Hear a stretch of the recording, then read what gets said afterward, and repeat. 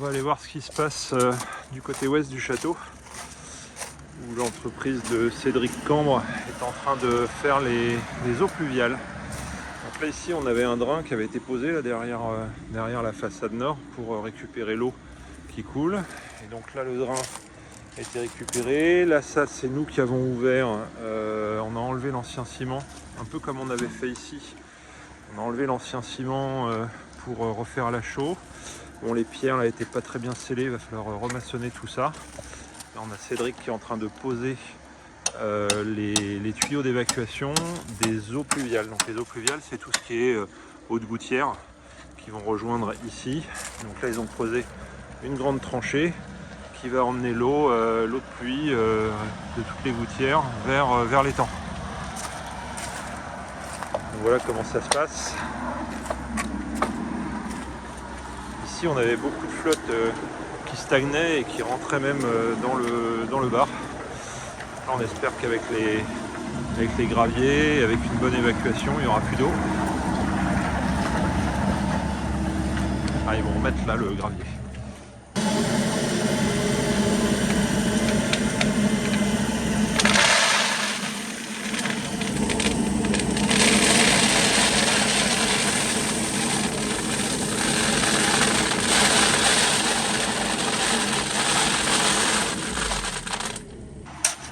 Là il cale le tuyau bien placé.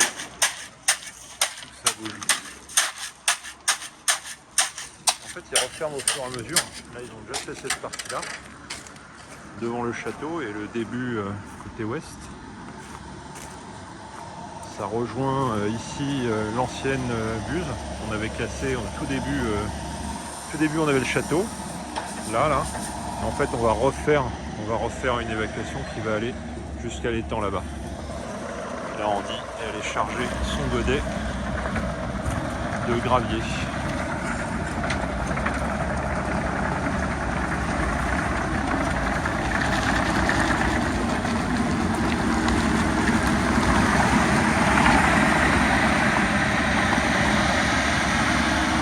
Alors, il tourne en prenant appui comme ça, c'est pour éviter de décheniller.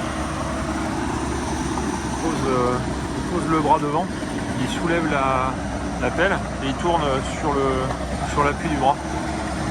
Là on a un drainage qui a été fait en bas de la tour parce qu'il n'y a pas de gouttière là-haut. Donc l'eau tombe au pied de la tour. Ici, ils ont rebouché avec le regard qui permet d'intervenir. Ils ont rebouché ce qui était devant la porte de la salle à manger. Et là ils ont fait tout le devant du château, les gouttières, les descentes d'eau pluviale. Donc ils sont toutes raccordées et qui vont évidemment aller se jeter là-bas.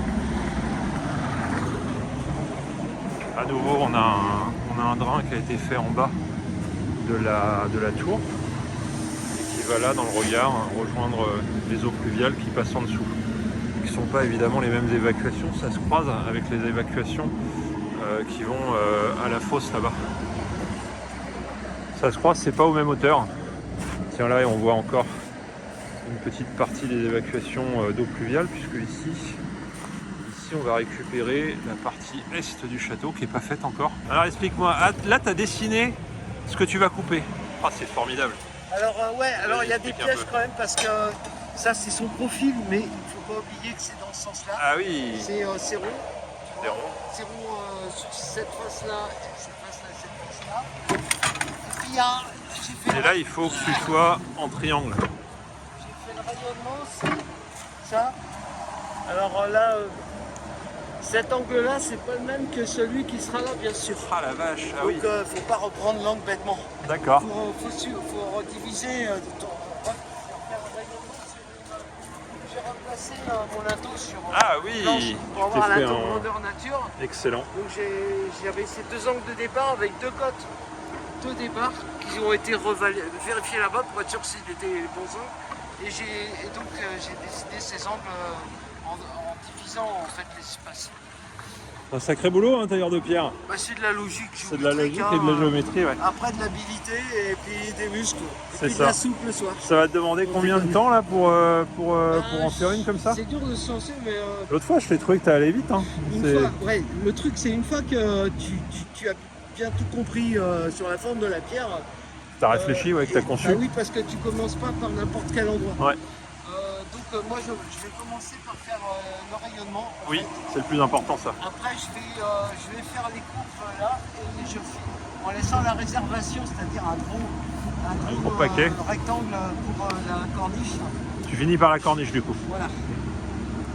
Ok, bon bah. Et la corniche, je la ferai dégrossie et je la ravalerai après la pause. Ah oui. Parce que comme les pierres les pierres sur lesquelles on va les remettre, celles d'à côté sont un peu usées. Voilà, je vais laisser du gras et je vais essayer d'arranger. Là, ils sont en train de préparer la tranchée pour la canalisation qui va rejoindre l'étang plus bas. Ça nous a permis de revoir qu'il y avait les anciennes canalisations qui se trouvaient sous la pelle là et qui étaient remplies de racines et de terre.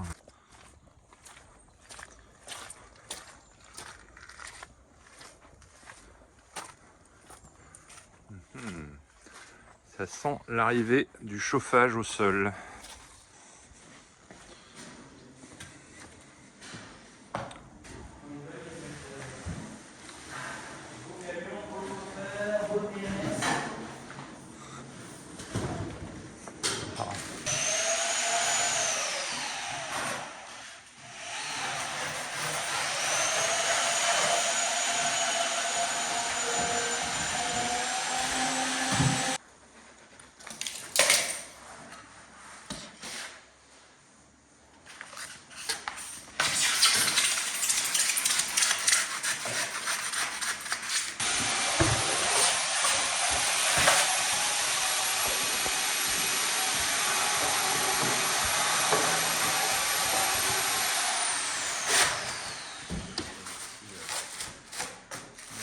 C'est pour assurer l'étanchéité.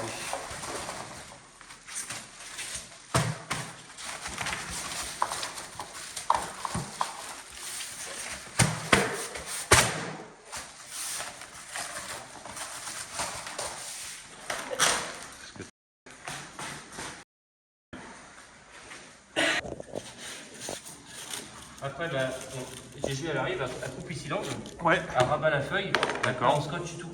Ok. Faut que ce soit étanche. Impeccable. Parce qu'après ton liquide il va monter Bah oui. et puis il va venir se mettre un peu comme ça là. D'accord. C'est pour ça qu'on a fait ça là. Oui, oui, oui. Pour que bien carré. ton carreleur il soit pile poil quoi. Oui. Puis ça évite les ponts thermiques. Et lui, il recoupe peut-être au cutter, non, le carreleur, même pas. Oh, oui, oui, Si, il il va ça là. couper ça. Oui, il va couper, ouais, bien sûr. Cool. Eh ben.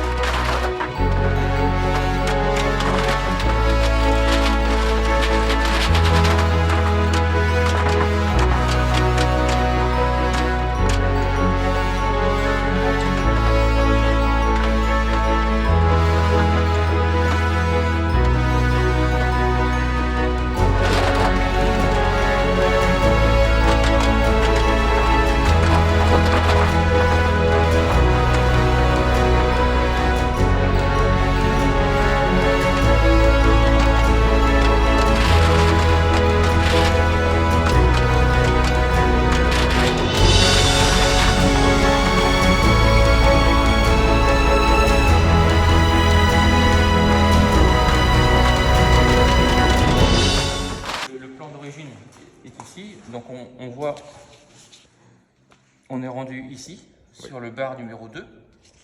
On a fait le bar numéro 1 qui est au front près de la cheminée. Yes. Donc après, on a un descriptif technique qui a été fait. Chaque barre, c'est connecté à la nourrice. Au collecteur, ouais. Ouais. Au collecteur. En fonction du collecteur, on a une donnée de longueur. Donc celui-là, il nous fait 98 mètres de longueur. D'accord. Avec une déperdition qui est donnée de à peu près de celui-là 1500 watts. Et donc après, ce qu'il y a sur la nourrice, là, ça permet de régler. Les 10 millilitres, en fonction de la puissance que l'on demande, on va régler une longueur de tarage.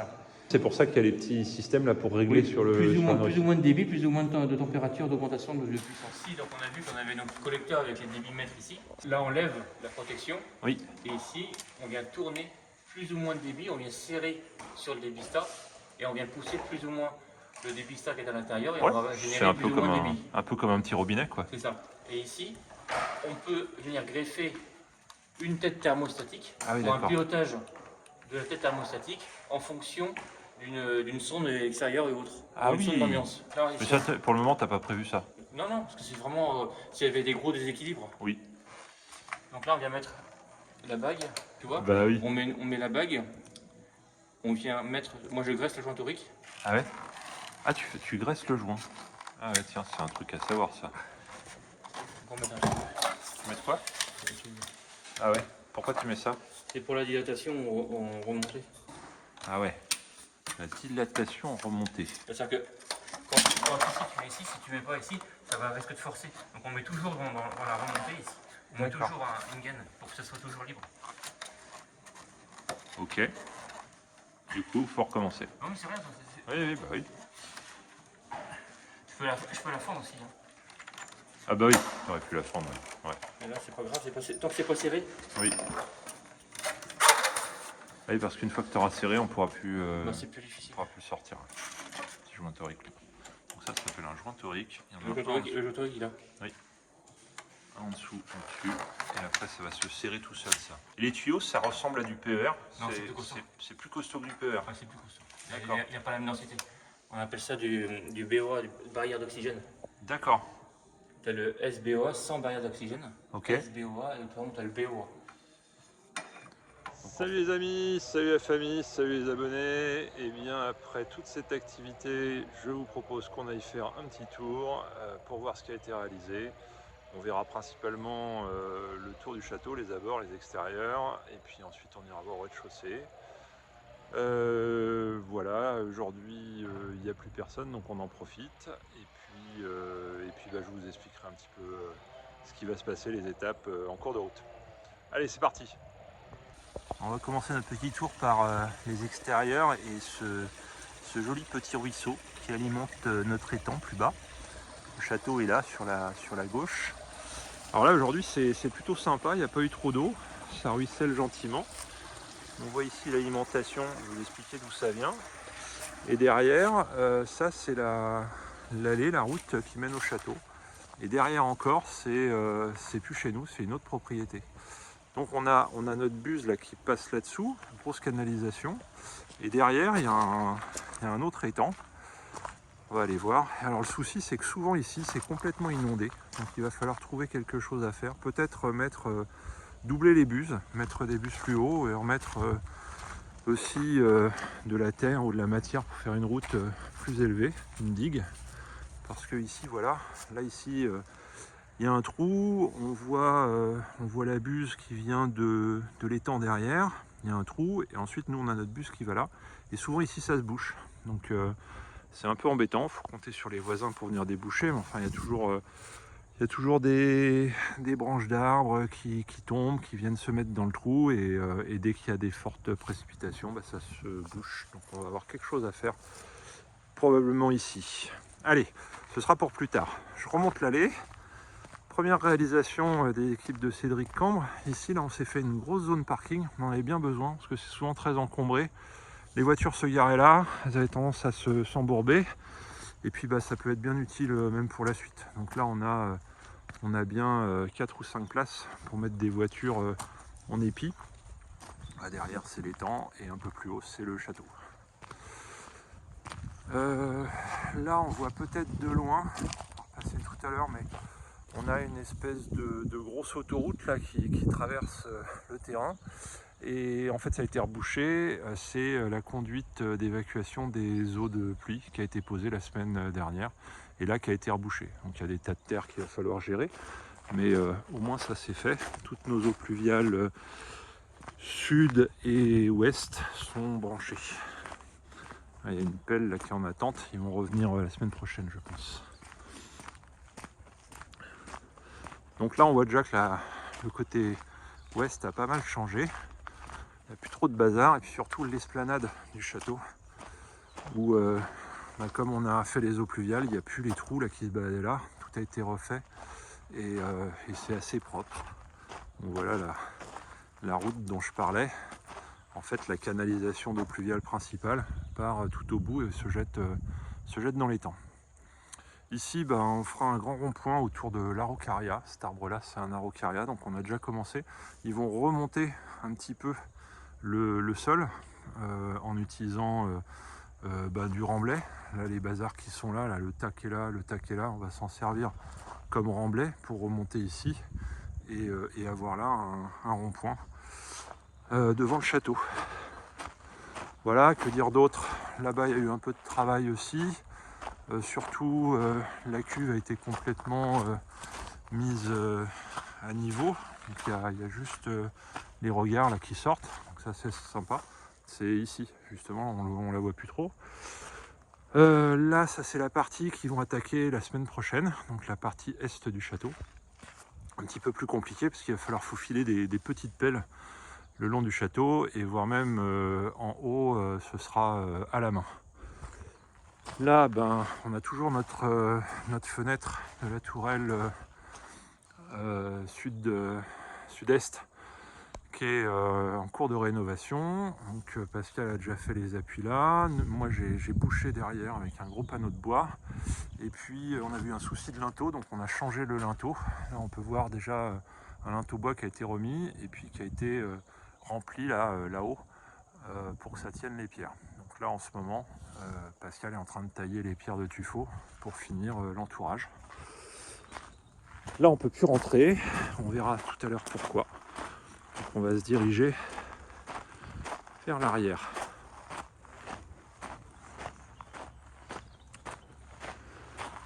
Là-bas l'atelier taillage de pierre. Ici des restes de drain. Il y a quand même pas mal de bazar dans ce coin là. J'espère que ça va se nettoyer au fil du temps. Ici, il y a pas mal de choses à dire. En fait, ici j'ai profité que Cédric Cambre était là pour retirer le ciment qu'il y avait le long du mur. Ça c'était vraiment des pratiques mauvaises, des pratiques des années 70 pour empêcher de rentrer l'humidité. Les gens mettaient du ciment, mais le problème ça empêche de rentrer l'humidité, ça l'empêche surtout de sortir. Donc le mur était gorgé de flotte, donc on a enlevé le ciment.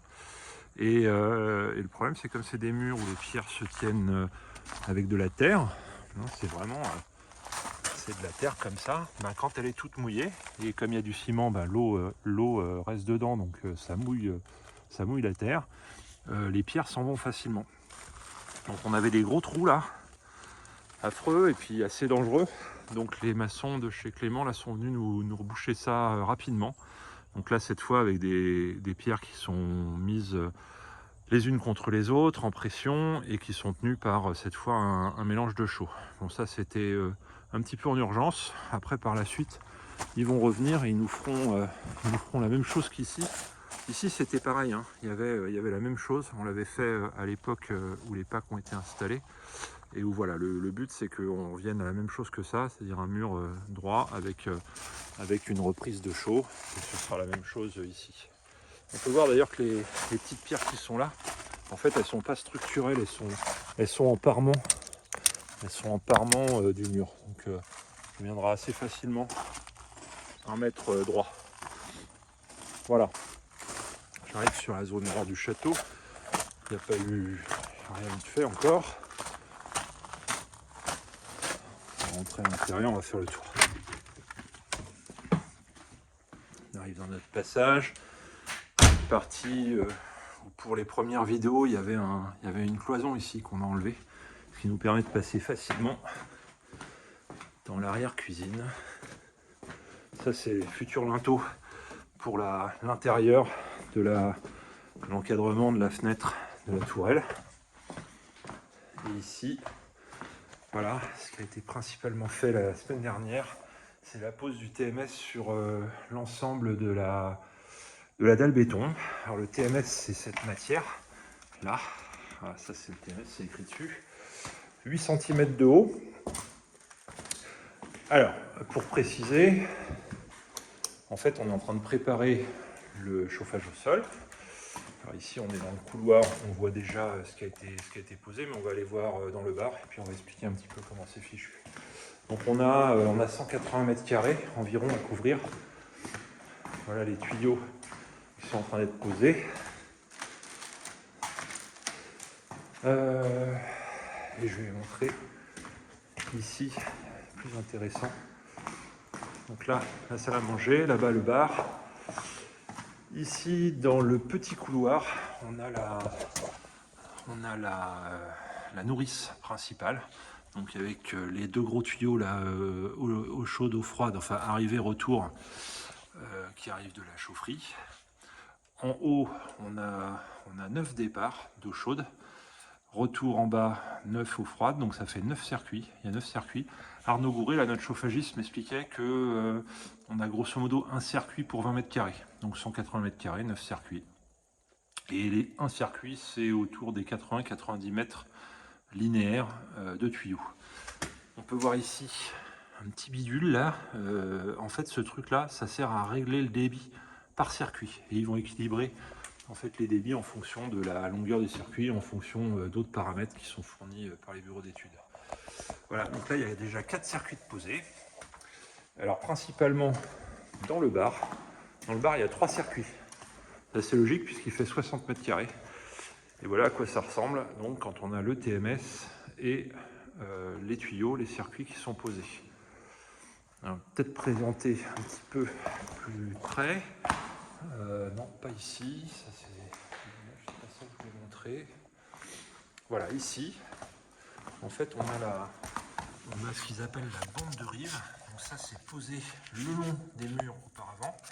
Et ensuite, il y a un petit film plastique qui vient se coller sur le TMS, de sorte qu'ici, ça crée une étanchéité. Donc là, sur 180 mètres carrés, en fait, on a tout qui est entièrement étanche pour permettre de recevoir ensuite la chape isolante qui est vraiment très très liquide, qui va venir être coulée par-dessus sur 4 cm de haut environ, 4-5 cm. Voilà, donc le bar qui est prêt, la salle à manger qui sera faite plus tard. Ici, dans le détail, on peut voir que là, il y a un départ qui fait un petit tour dans le couloir, la partie arrière. Ensuite, il vient ici. Il repasse sous le mur pour aller dans le salon. Et ici, dans le salon, il va courir le long du mur pour arriver derrière dans la partie couloir cuisine. Voilà. Donc tout ça pour minimiser les distances et avoir ici la zone circuit, une vingtaine de mètres carrés, qui en fait arrive de l'autre côté de l'escalier. On pourrait se dire on aurait pu passer sous l'escalier, oui mais non, parce que en fait il faut que ça reste plat de niveau les tuyaux. On ne peut pas avoir des tuyaux qui baissent et qui remontent. Ça fait des bulles et c'est exclu. Voilà, je crois que j'ai à peu près tout dit. Ah non, j'ai pas tout dit. Ici, on peut le voir sur cet exemple-là, où Arnaud Gouret m'expliquait qu'on peut pas, il faut faire attention, on est obligé de poser ça un peu comme du parquet. On n'a pas le droit d'avoir un joint qui est continu. Donc, on pose les plaques comme ça, et du coup, les joints sont discontinus. Il paraît que c'est mieux. Bon, voilà, c'est les normes de construction. Bien, je crois qu'on a fait le tour. Je vais vous montrer le clos où il y a eu un petit peu de travail pour que ce soit joli. En fait, on recommence à s'occuper des extérieurs. C'est pas encore le printemps, mais ici, ça a été tondu. Voilà, sur ce, je vous dis à bientôt.